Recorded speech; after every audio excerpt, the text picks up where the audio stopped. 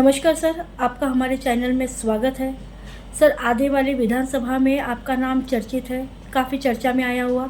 आने वाली विधानसभा के लिए आप क्या कहना चाहोगे? मेरा नाम, वैसा मैं एक सामाजिक काम करता हूँ गत 40 वर्षों से। मेरा नाम है चंद्र कुमार जाजोदिया, लेकिन मुझे इस नाम से 5-10% लोग ही शायद पहचानते होंगे। मुझे सब लोग प्यार से, एक मेरा जो बचपन का नाम है लप्पी भैया के नाम से मैं ज़्यादा पहचाना जाता हूँ। और मैं born and bought up Amravati से ही हूँ, और मुझे यहाँ के लोगों का इतना प्यार मिला है, अमरावती के लोगों का, ज़िले का, पूरे महाराष्ट्र का, कि शब्दों में बयान करना मुश्किल है। एक हम सबका सामाजिक दायित्व होता है कि हम अपने समाज के लिए, हम लोग सब यहाँ से ही लेते हैं और यहीं देना हमारा सामाजिक दायित्व होता है।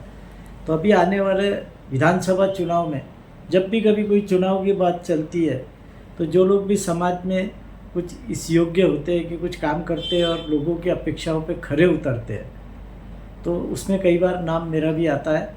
मैं उसके लिए आपको धन्यवाद दूंगा। सर, आने वाले विधानसभा चुनाव जो अमरावती में चलेंगे, आप अमरावती से लड़ने जा रहे हो। सर, आपने ऐसे क्या खास मुद्दे हैं और आप मैदान में आने वाले हो? पहली बात तो मैं एक बात का खंडन करूंगा कि चुनाव कभी लड़ा नहीं जाता है। हमने से कह दिया है, हमारे सेना के जवान हमारे लिए फ्रंट पे लड़ते हैं बॉर्डर पर। चुनाव तो एक स्पर्धा है कि जिसमें 4, 6, 10, 20 लोग अपनी अपनी बातों को लेकर आते हैं और स्पर्धा में भाग लेते हैं। तो मैं यही कहना चाहूँगा बहुत विनम्रता से कि मैं चुनाव में भाग लेने के लिए इच्छुक हूँ। स्पर्धा में मेरे मुद्दे रहेंगे, विशेष करके अभी आज जो सबसे बड़े 5-6 विषय है। एक तो युवाओं के अंदर में बेरोजगारी, युवा ही नहीं, हर वर्ग के लोगों में एक रोजगार बहुत बड़ा, एक सामाजिक, जिसको कहूँगा मैं, अभिशाप टाइप बन गया है कि माँ बाप अपनी ज़िंदगी की पूरी पूंजी बच्चों के पढ़ाई लिखाई पर खर्च करते हैं और बाद में उन बच्चों को डिग्री मिलने के बाद रोज़गार नहीं मिल रहा है, या जिनको मिला है तो उनके लिए एक लटकती तलवार है कि कब उनका रोज़गार जाएगा। कई जगह पर पेमेंट नहीं हो रहे हैं। तो मेरा सबसे मेन मुद्दा रहेगा लोगों के रोज़गार के लिए, उनके लिए उचित प्रबंध करना।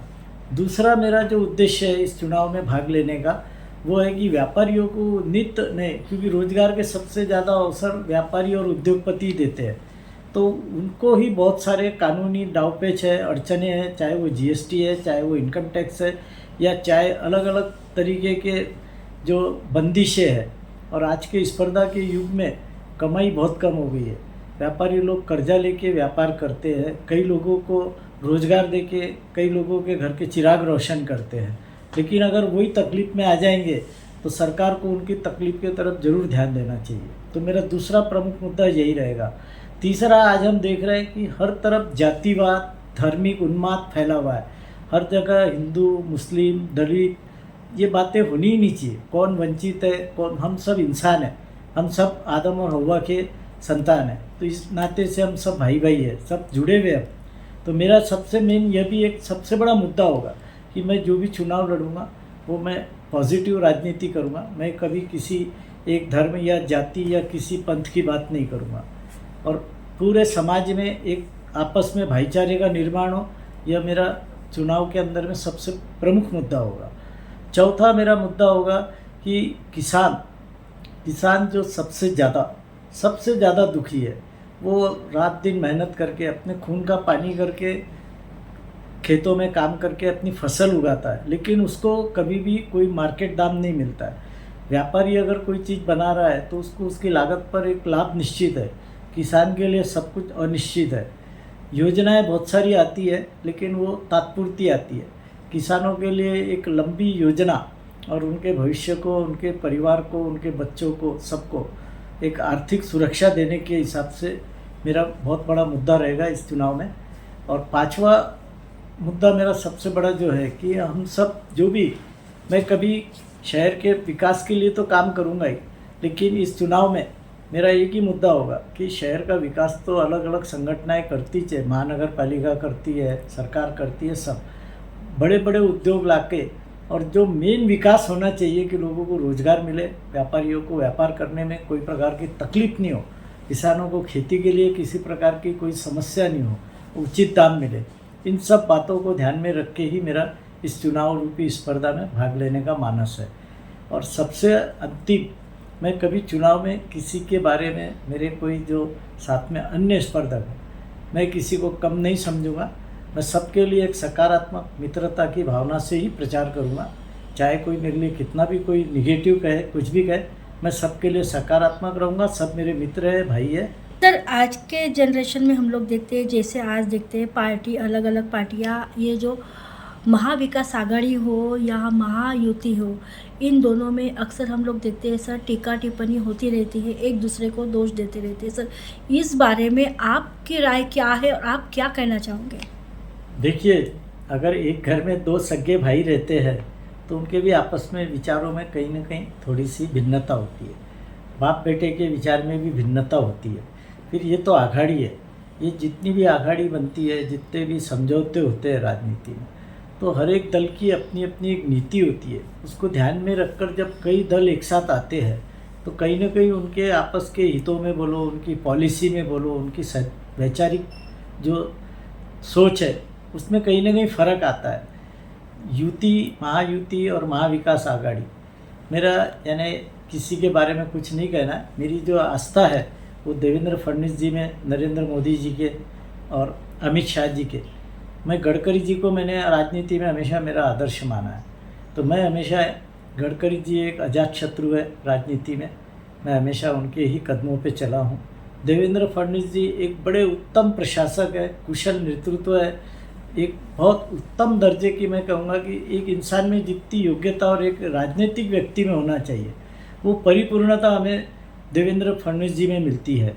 तो मैं चाहूँगा कि मेरी जो विचारधारा है वो इन पे आधारित है और उसके हिसाब से ही मैं आगे राजनीति में कोई निर्णय लूँगा।